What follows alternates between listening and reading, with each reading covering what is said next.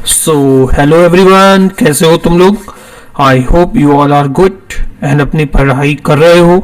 Exam तुम्हारा पास है और तुम लोग बिल्कुल कंसंट्रेशन के साथ बिना इधर उधर भटके अपनी तैयारी कर रहे हो और हिस्ट्री हमसे पढ़ रहे हो। ठीक, तो जैसे कि अभी हमने एक वीडियो डाली थी अपनी तुगलक वंश की, तो अब हम लोग जो है उस तुगलक वंश के प्रीवियस ईयर क्वेश्चंस करेंगे। ज़्यादा क्वेश्चंस आए नहीं हैं इसके, जो बुक से मैं करा रहा हूँ यूथ वाली, उसमें जितने भी क्वेश्चन हैं वो सब मैं करा दूंगा इसमें, वो सब कर लेना। अगर उसकी पीडीएफ चाहिए तुम्हारे को तो तुम्हें टेलीग्राम चैनल को ज्वाइन करना पड़ेगा। ये हमारे टेलीग्राम चैनल का क्यूआर कोड है, इसको स्कैन करो, पीडीएफ डाउनलोड करो, पीडीएफ लो, उसे डाउनलोड करो और पढ़ो और पढ़ने दो सबको। हैशटैग पढ़ो और पढ़ने दो। ठीक, तो शुरू करते हैं पहले क्वेश्चन से। Sultan Mohammad bin Tughlaq decided to shift his capital from Delhi to.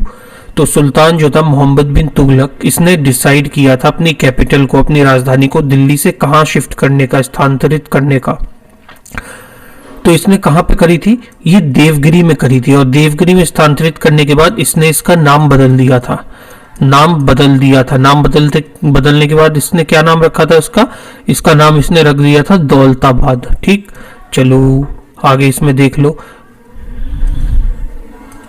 देखो, मोहम्मद बिन तुगलक ने सुरक्षा कारणों से अपनी राजधानी दिल्ली से देवगिरी स्थानांतरित करी थी और देवगिरी का नाम बदलकर उसने क्या रखा था, दौलताबाद नाम कर दिया था। अपनी राजधानी का नाम क्या करा था, दौलताबाद रखा था।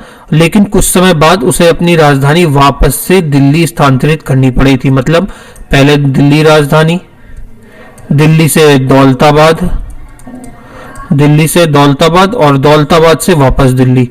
तो ऐसे ही गोल गोल राउंड मारते रह गए भाई साहब। देख रहे हो, गोल राउंड मार रहे हैं। अगला क्वेश्चन आ जाता है, the noted traveller and writer Muhammad Ibn Battuta वो travel to many countries including India in the 14th century belong to which of the following countries.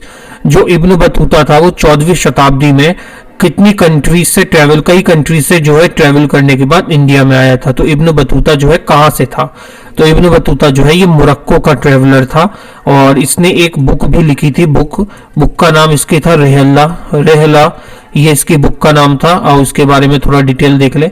Mohammad ये जो था इब्न बतूता 1304 से लेकर 1359 तक मोरक्को का यात्री था।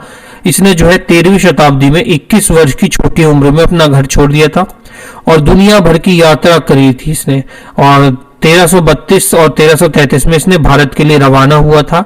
इसने उससे पहले मक्का की यात्रा करी थी, सीरिया, ईरान, फारस, यमन, ओमान और पूर्वी तट के कुछ जो है व्यापारिक बंदरगाहों की यात्रा की थी।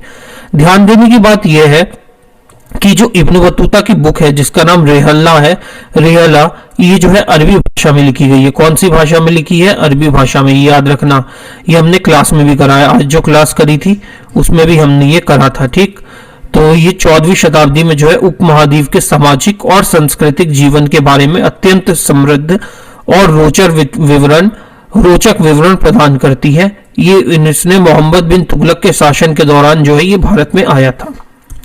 अगला क्वेश्चन आ जाता है, who among the following is the author of Rihla. Ibn Battuta कहाँ का था, मोरक्को का था। कब आया था, मोहम्मद बिन तुगलक के समय में आया था। कब आया था, 1332 में आया था। देख लो, 1332 से 1333 के बीच में आया था। अगला question, famous traveller Ibn Battuta was inhabitant. Low, Ibn Battuta फिर पूछ लिया कहाँ का था। इब्न बतूता बगल में जूता कहाँ का था, मोरक्को का था। इसकी बुक का नाम क्या था, रेहला जो है बुक का नाम था। इंडिया में कब आया था, 1332 में भारत में आया था मोहम्मद बिन तुगलक के समय में। Ibn Battuta famous Morocco traveller not again India during the time of, किसके समय में आया था, दिल्ली सल्तनत के समय में आया था। मौर्य नहीं, ब्रिटिश नहीं, मुगल नहीं, दिल्ली सल्तनत के समय में आया था। 1332 में आया था। बुक का नाम था रेहला। अगला क्वेश्चन आ जाता है, whose reign saw the largest extension of Delhi सल्तनत। किसके समय में दिल्ली में सबसे ज्यादा विकास हुआ था, तो किसके समय में हुआ था वो? मोहम्मद बिन तुगलक। किसके समय में हुआ था? मोहम्मद बिन तुगलक के समय में। डिटेल देख लो इसकी एक बार। तो दिल्ली के क्षेत्र में 1206 से लेकर 1526 ईस्वी तक शासन करने वाले 5 अल्पसंख्यक मुस्लिम राज्यों को दिल्ली सल्तनत के नाम से जाना जाता है। तो दिल्ली के सुल्तान मोहम्मद बिन तुगलक, जो कि 1325 से लेकर 1351 तक शासन करता है, इसके शासन के दौरान जो है दिल्ली सल्तनत अपने सबसे लंबे जो विस्तार करती है अपने क्षेत्र में, और अपने भारतीय उपमहाद्वीप को एक बड़ा हिस्सा जो है कब्जा कर लेता है। मोहम्मद बिन तुगलक का सबसे बड़ा पुत्र था जो कि गयासुद्दीन तुगलक ने तुगलक वंश की स्थापना की थी, और दिल्ली के सुल्तान के शासन करने जो है अगला क्वेश्चन आ जाता है। छोड़ो, गलत आ गया, वो एक्स्ट्रा लिखा है ये, यहाँ से ये कुछ नहीं है, ये अगला क्वेश्चन की हिंदी छाप दी है। Dash sultan of Delhi transferred his capital from Delhi to Daulatabad. Daulatabad का पहले नाम क्या था? देवगिरी। किसने करी थी? मोहम्मद बिन तुगलक ने करी थी। पहले दिल्ली, दिल्ली से देवगिरी, देवगिरी से वापस दिल्ली, और देवगिरी का नाम बदल के दौलताबाद कर दिया था इसने। ये इसकी डिटेल है, देख लो। जौना खान या उलूम खान ने अपने पिता की मृत्यु के बाद जो है दिल्ली में सुल्तान बना था। जौना खान के बाद इसका चचेरा भाई फिरोज शाह तुगलक बना था, जिसने सबसे ज्यादा नहरों का निर्माण किया था। और इसकी डिटेल है, कुछ ज्यादा इसमें है नहीं बताने को। मोहम्मद बिन तुगलक है शिफ्टेड, फिर वही क्वेश्चन, दौलताबाद, दिल्ली से दौलताबाद शिफ्ट करी थी। विच एम्परर शिफ्टेड हिज कैपिटल? अरे यार, मोहम्मद बिन तुगलक। अगला क्वेश्चन देखो है शिफ्टेड, अरे भाई साहब कुछ और पूछ ले। मोहम्मद बिन तुगलक ने शिफ्ट करी थी दिल्ली से कैपिटल देवगिरी। अब तुम्हें जो ये रट गया होगा, लर्न हो गया होगा बिल्कुल, कि दिल्ली से देवगिरी किसने शिफ्ट करी थी? मोहम्मद बिन तुगलक ने करी थी। इब्न बतूता की बुक का नाम क्या था? रिहिल्ला था। कब आया था? 1332 में आया था। कहाँ का था? मोरक्को का था। 14th century इंडिया वो used token currency for the cheap metal in regular currency of gold and silver. कौन था उस समय? मोहम्मद बिन तुगलक। खिलजी की बात है नहीं, अलाउद्दीन की बात है नहीं, फिरोज शाह तुगलक था नहीं, किसने करा था? मोहम्मद बिन तुगलक। तो ये जो है पहली बार मुद्रा जो टोकन की वो किसने शुरू करी थी? मोहम्मद बिन तुगलक ने शुरू करी थी, और जो कि ये फ्लॉप हो गई थी।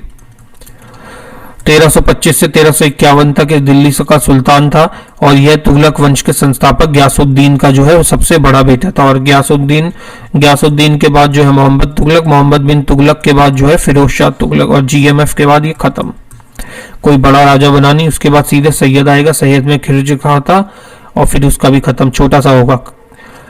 Record is given of his administrative achievement in Futuhat Firoz Shahi. किसकी है फुतुआते फिरोज शाही? ये जो है ऑटोबायोग्राफी है, ऑटोबायोग्राफी है। किसकी है? ऑटोबायोग्राफी है, ये ऑटोबायोग्राफी है फिरोज शाह तुगलक की। तो फुतुआते फिरोज शाही में फिरोज शाह तुगलक की उपलब्धियों का विवरण है। फिरोज शाही ये जो है, ये फिरोज शाह जो तुगलक था, ये मोहम्मद बिन तुगलक का चचेरा भाई था। इसकी राजकोषीय नीति जो है शरीरित द्वारा शासित थी। ये केवल 4 एकत्र करने के अनुमति के इस पर 4 कर जो है इसने लगाए थे। कौन से? खराज, जाकत, जजिया और हर्क शर्ब। खराज जो था ये भू राजस्व पर था, जकात जो था ये धार्मिक संस्थानों पर था, जजिया इस्लामिक देश में गैर मुसलमानों पर और ब्राह्मणों पर भी जजिया कर लगाया था इसने। हक शर्व जो है सिंचाई, इरिगेशन के लिए था। ठीक। और इसने जो है जौनपुर, फिरोजपुर, फिरोजाबाद, हिसार और फतेहाबाद जैसे नई शहरों की स्थापना करी थी। और 1388 में जो है इसकी मृत्यु हो गई, और दिल्ली में हौज खास में से जो है दफना दिया गया था। फिनिश। आज की क्लास यहाँ पे खत्म। छोटी सी क्लास थी। चैनल को सब्सक्राइब कर लेना, वीडियो को लाइक करना, टेलीग्राम से इसकी पीडीएफ ले लेना, और बेल आइकन को प्रेस कर देना। तब तक के लिए मिलते हैं नेक्स्ट क्लास में। नेक्स्ट होगी तुम्हारी सैयद डायनेस्टी, और उसी में लोधी डायनेस्टी भी शुरू कर देंगे, क्योंकि सैयद बहुत ही छोटा सा चैप्टर है, जस्ट लाइक आज की क्लास की तरह। जैसे जरा से क्वेश्चन थे इसके, मैं सोच रहा हूँ इसमें जो है क्वेश्चंस को बढ़ाने के लिए हम क्या कर सकते हैं, इसमें हम लोग जो है घटना चक्र के क्वेश्चंस को ऐड ऑन कर सकते हैं। घटना चक्र के जो है क्वेश्चंस को हम इसमें ऐड कर सकते हैं, तो उससे हमारे जो है और जो है ब्रॉडर वे में हमारा जो है कंप्लीट कर सकेंगे हम। क्वेश्चंस की हर वैरायटी को। यही करेंगे अगली बार से जब हम सैयद डायनेस्टी का करेंगे। अगर सैयद के उसमें क्वेश्चन ज्यादा होंगे घटना चक्र में, तो मैं घटना चक्र में से इंपॉर्टेंट जो रिपीट हुए हैं क्वेश्चंस को उनको लेके आऊंगा, और साथ में तुम्हारा PYQ भी रहेगा। दोनों चीज खत्म कर देंगे। चलो ठीक है, मिलते हैं नेक्स्ट क्लास में। तब तक के लिए जय श्री राम।